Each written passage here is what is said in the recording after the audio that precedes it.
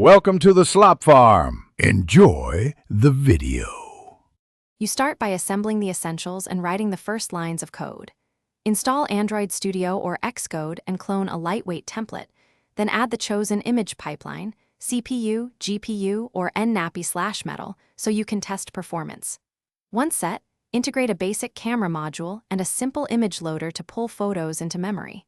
Make sure to log memory and frame time immediately. These metrics guide optimizations. From here, you'll build the cleanup pipeline and iterate quickly with real samples. You now implement the core processing chain and tune parameters for quality versus speed. Start with denoising that preserves edges, then apply deblurring constrained by a small kernel, and finish with a controlled sharpening pass to avoid halos. Once done, select bit depth per stage, use 8-bit for most passes, switch to 16-bit float only for color-critical ops.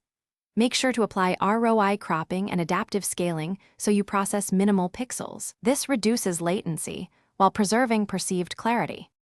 You complete the app by optimizing, packaging, and adding diagnostics. Quantize or prune models for mobile, then run benchmarks on low, mid, and high devices to verify speed and quality trade-offs.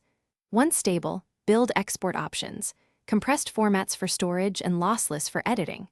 Make sure to include on-device logs and a compare mode so users can toggle before/after. If results look wrong, check runtime logs, compare input/output histograms, and revert parameters stepwise to isolate the issue. Thanks for watching. Consider subscribing if we helped you today.